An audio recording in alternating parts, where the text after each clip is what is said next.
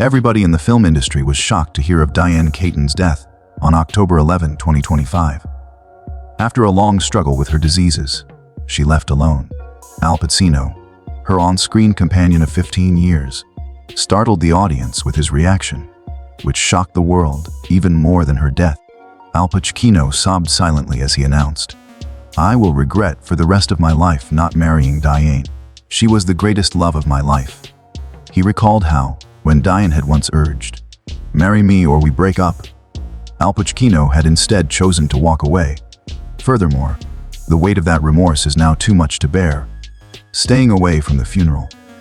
However, Chino made the conscious decision to hold Dianne in his heart and never let go of any recollection of her, including vintage images, handwritten letters, and humble presents. Like every memento served as a constant reminder that Dianne was never really gone. Describe the tragic events that took place during Dianne's funeral. Those who came to pay their last respects. View the video to discover the answer. Sunshine filtered through towering trees and onto the road leading up to the estate that Dianne Keaton once referred to as a private sanctuary of fantasy on a mild and beautiful morning in Los Angeles on October 11th, 2025. Just the sound of the wind and birdsong filled the house, as it always does. However, an unforeseen event disrupted that serenity on the inside. At 8:08 a.m., someone made a quick call to the emergency dispatch. "Someone is down." Just 3 icy heavy words, no more. Without even realizing it, Rescue 19 was about to enter the mansion of one of America's most famed film stars. There was no odd noise and the iron gate was still locked when the paramedics came. They were escorted inside by a woman who had opened the door. The room that Dianne Keaton had used to read scripts and write in her notebook was found lit up, and she was found motionless. Her surroundings were tidy. No indications of any kind of disruption or dropped items. The only sound was the dense stillness that accompanied her departure. Dianne had driven along this tree-lined boulevard ad nauseum, and they whisked her away along it. The ambulance drove away quietly, as if it were taking the delicate dawn tranquilly into consideration. The news of Dianne Keaton's death at age 79 broke just hours later. Despite the rapid dissemination of the news, the specifics of her terminal illness remained confidential. Her family acknowledged her rapid deterioration in health, but would not say why. Reporters and fans started to put together pieces of the puzzle in the days that followed. Dianne had previously discussed her struggles with skin cancer, food issues, and her recent fragile appearance. However, there was no proof that any of these had any bearing on her last morning.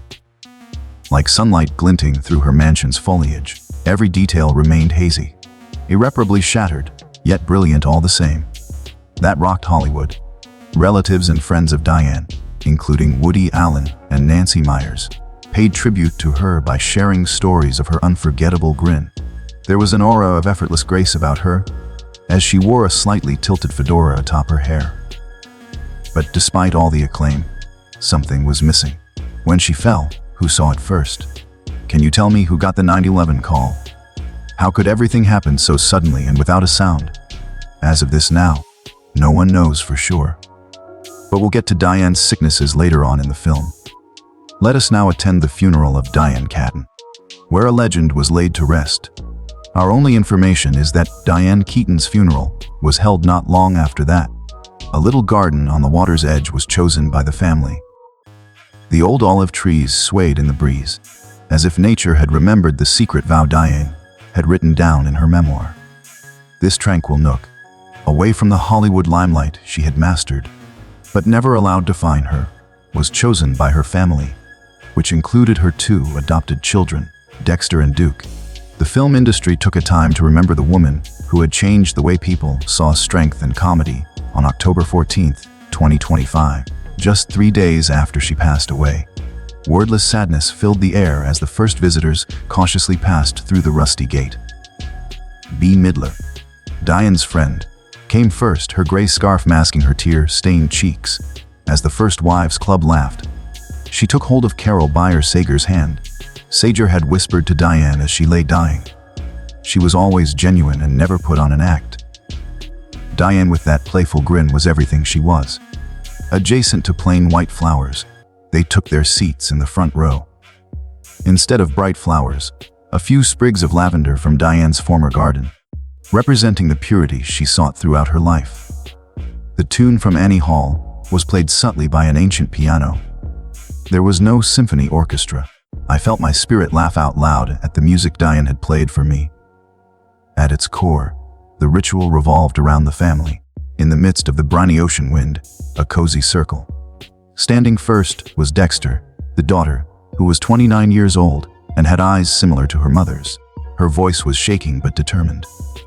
Being a comedian is a lesson Mom instilled in us.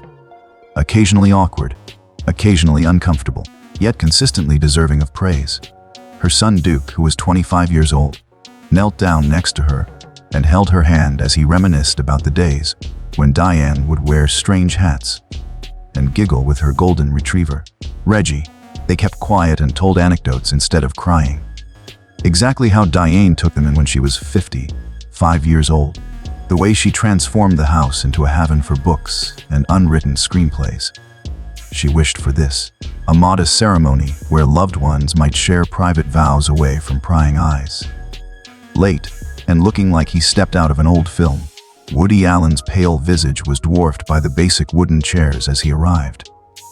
With an unlit cigarette in his palm, the guy who co-created the 1978 Oscar-winning masterpiece Annie Hall with Dianne sat alone. He had a horsero voice when he was asked to talk. When it came to originality, Dianne was unmatched. Rather than acting, she embodied the kind of self-deprecating humor that is characteristic of geniuses. Everyone around them nodded, thinking back on the beautiful yet complicated bond they shared. Dianne Keaton was depicted in films like as Sleeper in Manhattan, as a fearless actress who never shied away from breaking the mold. No debate here, just a respectful homage to a woman who made us laugh even when we were scared. Francis Ford Coppola, who originally cast Dianne as Kay, was also there. Adams in the 3 Godfather films, making a grand entrance, as if to claim the era's storied past. He sat down after embracing his close colleague Robert De Niro. In a brief eulogy, Coppola praised Dianne's boundless talent, his friendly voice resonating through the plain microphone. Dianne not only performed but also encouraged everyone, converting heartbreaking sequences into moments of humanity. And De Niro, with his eyes red, adding, "I am deeply saddened and shocked. I cherished her, a kind woman in a chaotic world."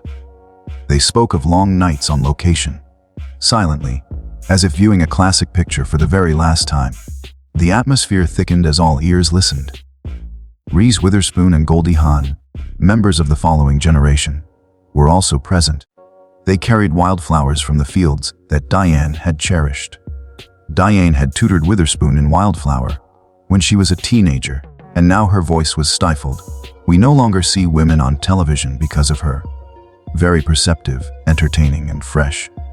Whispering to Jane Fonda, H hugged her close while smiling sadly. He recalled how Dianne, with her eccentric style and everyday anecdotes, was the life of the book club parties.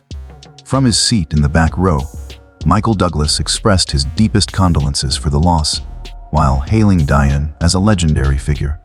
The event shifted to a tribute to her legacy as the sun dipped below the horizon. A big screen displayed videos. Dianne, with a radiant smile, co-starring with Jack Nicholson in Something's Gotta Give. Dianne, playing the role of a nurturing mother, embraces Steve Martin in Father of the Bride. The audience was reminded of her trip in every moment. From a young woman in Santa Ana, who aspired to be an actress on Broadway, to a director, mother, and silent champion for mental health, she has gone through remarkable roles. Sitting silently, Leonardo DiCaprio said something to a friend.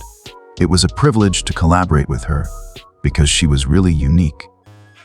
There weren't any rock anthems, only soft piano notes that led people to contemplation, where feelings of loss and thankfulness mingled. But of all those who paid respect to Dianne, her ex-lover Al Pacino was the most remarkable. He had been her soulmate and a lifelong co-worker. Friends said that Pacino's grief at Keaton's death was very profound and haunting. When he heard the news, their romance started in 1971, while Keaton was filming The Godfather, in which she portrayed Kay. Both Pacino and Adams played Michael Corley. Despite the highs and lows, those years spent together changed him forever. Regret has now taken center stage as the dominant feeling. According to his closest associates, he broke down in tears upon hearing the news. With shaky hands, he clutched the phone. He couldn't comprehend the idea that the woman he had cherished so much and spent his youth cherishing memories of was no longer with him. Hours passed as he sat silently, staring at the vintage photos spread out on the table. On set of The Godfather, Dianne had a few hilarious moments. The ordinary joys of Santa Ana that Pacino preserved in albums, quietly perusing them again and time again. After Keaton's death, Pacino refrained from making any sort of public remark. But his closest friends found out that he was suffering from severe remorse and emotional pain because he had missed the chance to propose. "Either you marry me or we end our relationship," Keaton had said. It was Pacino's decision to depart. Even more so today, in the wake of her passing. He knows that chance was never again there. His friends said he would tell them, if it's destiny, it's never too late for a second chance. Now, though, that chance has passed. Pacino felt remorse for both his own suffering and the loss of someone who had helped him find harmony in his life. He had previously admitted in interviews and memoirs, being with Dianne was very much about a sense of peace and comfort. "I found a type of comfort that lets you feel and think with the world." Now memories of her smiles, afternoons on set, and ordinary moments spent together have become the only treasures he keeps. Thus, Pacino skipped Dianne's funeral. His friends informed him that he couldn't cross the gate due to the excruciating discomfort. He wished he could hold Dianne in his heart and never let her memory go. He wished the funeral and the curious onlookers would leave Dianne's legacy unblemished, so he could hold on to his cherished memories of her. Beyond any ceremony or departure, Pacino's mind remained filled with the image of Keaton, with her playful smile and generous spirit. After her passing, Pacino reminisced about the passionate love they shared in The Godfather Parts 2 and 3, poring over old photos. His best friend spilled the beans about his history of memory jolts. Memories of the years they spent together, from long days on set to the mundane, yet magical moments that Keaton could make into something truly special, flood back quietly. "I will regret that unresolved love forever." He flipped through the pages of her ancient notebook, which included screenplays, brief notes scrawled in blue ink, and even scribbles about everyday life. Once, when he saw Dianne's remarks, he started crying. "Keep smiling no matter how bad things get." Dianne had given him a silver bracelet for Christmas in 1975, and he likewise held onto it. Pacino seems to relive her friendly, playful speech with every glance at it. Pacino gave a moving tribute to Keaton in 2017 when she received the AFI Lifetime Achievement Award. "Your love for me knows no bounds." His remarks now ring out as a tardy farewell, highlighting how Dianne was more than a celebrity to him. She was his soulmate and the love of his life. She remains the same vibrant, unyielding, and whole person that Hollywood once adored in Pacino's heart. In her last days, Dianne's health was exceedingly precarious, despite her famous and prosperous career. Dianne Keaton shocked her friends and fans with her unexpected health decline in her final months. She battled bulimia and skin cancer, according to her medical history. She began to battle basal cell carcinoma at the age of 21, following in the footsteps of her aunt, father, and brother, who had all been impacted by this genetic cancer. She became a staunch supporter of sun protection measures after enduring 2 surgeries to remove squamous cell carcinoma from her cheek about 2014.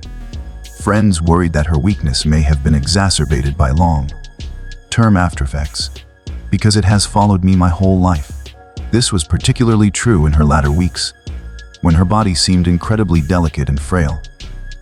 After meeting Keaton in Palm Springs, Carol Bayer-Sager recounted how her struggles with bulimia were just one more terrible chapter in her life. Her compulsive eating habits began in the 1970s, when she ingested up to 20,000 calories a day due to the pressure to lose weight for the Broadway musical Hair. "At my lowest point in life, I binged on fried chicken, French fries, and desserts before purging," a behavior she referred to as an addiction. Although she overcame it with the help of weekly therapy, she continued to identify as a recovering addict. The condition did not manifest itself again in public, but it had a profound psychological impact and made her retreat inside herself early in her career. Her social circle hypothesized that her weakened mental state may have contributed to her accelerated aging process. The abrupt deterioration shocked many in her vicinity, as it became apparent in the last months of 2025, when Keaton's close friend Carol Bayer Sager met her in Palm Springs. Following the wildfires in January 2025, she was shocked to realize that she was abnormally skinny. She appeared somewhat fragile, yet her smile and sense of humor remained unwavering. She had also stopped doing things that she enjoyed, including going for walks every day with her golden retriever Reggie, which was observed by others. The final Instagram post she made just weeks before she died away. Dianne liked it when nobody made a big deal, according to an unnamed acquaintance of hers. As though she didn't want us to be concerned, she kept it a secret. The infrequency with which Keaton appeared started to raise red flags for her fans. According to an article in an entertainment news source, Dianne appeared fatigued, pallid, and noticeably thinner than previously.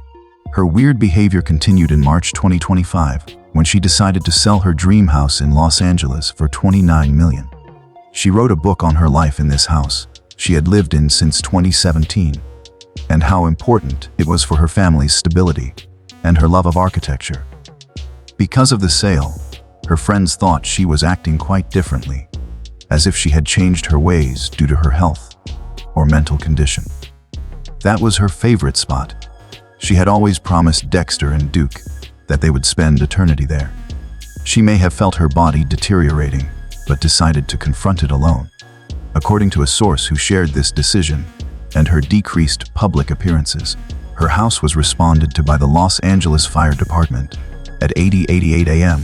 on the morning of October 11th, in the event of a medical emergency. Despite being taken to the hospital, she did not make it. At the age of 79, Dianne Keaton died on October 11, 2025 in Los Angeles. The loss of her was devastating to her legion of admirers and colleagues in the film business. Her indelible performances and boundless support for the arts will ensure her place in history.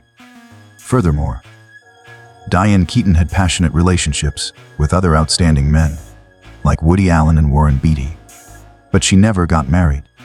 This mystery has persisted for a long time. She remained single since her nearly 15-year love affair with Al Pacino had a deep impression, haunted her.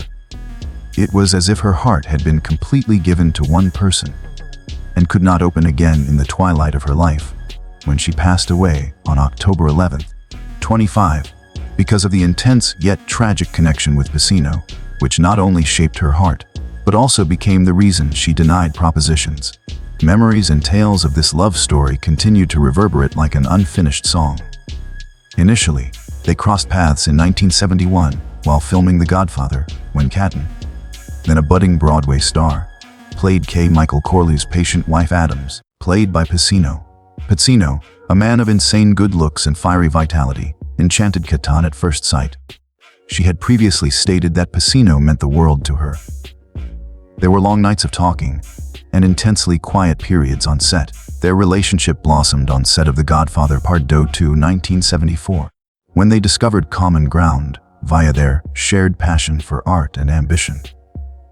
As if Hollywood were only a stage for their own love tale, they walked hand in hand across New York City. Their rocky romance lasted from the 70s into the 80s, like scenes reshot for perfection. It was a passionate dance intercut with breakups and reconciliations. From quietly sitting at his side while he analyzed Shakespeare to smiling at his jokes, Keaton's open heart truly adored Pacino. Pacino gave happiness and sadness with his carefree personality and obsessions with his work. He is a misplaced genius, and I yearned to accompany him. It was friends who eventually made public an unpublished letter she had written. But she also longed for a lasting promise, something Pacino couldn't give her because of her newfound independence. Keaton started fantasizing about having a family and a place to call home during that time, away from the limelight and stage hat. She wished Pacino would help her realize her goal of a house filled with children's laughter in 2017, when she was a teenager. Despite his profound love for her, Pacino was preoccupied with his work and his freedom of movement.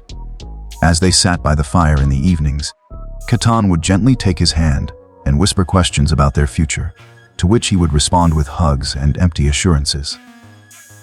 "He loves me, I know, but he can belong to no one," she said in A Close Friend, her voice betraying her regrets. She carried those memories with her like a pleasant scar that would never fully heal. Their romance reached its pinnacle in 1990, while filming The Godfather, Part 3. They reprised their roles as Michael and Kay in the last film. Keaton felt like she was reliving their love in the emotionally charged sequences that filled the set.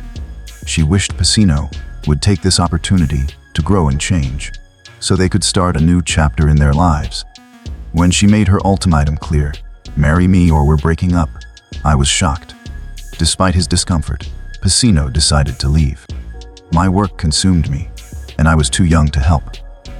A close buddy of his eventually told the Daily Mail the truth.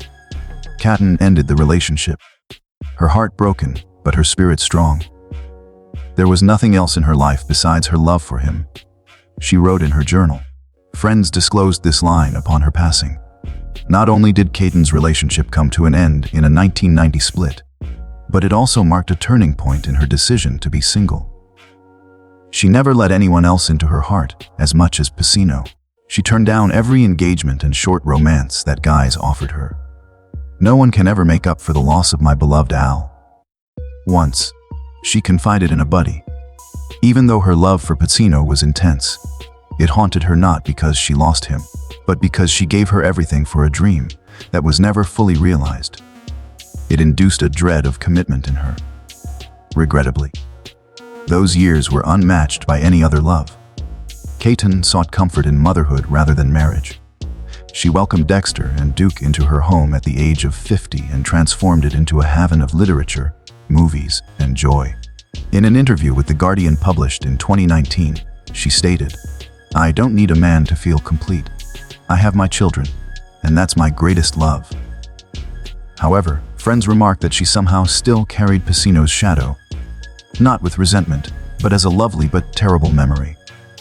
There was a lingering sense of those days in the eccentric attire, wide-brimmed hats, and her infectious laughter as she reminisced about The Godfather.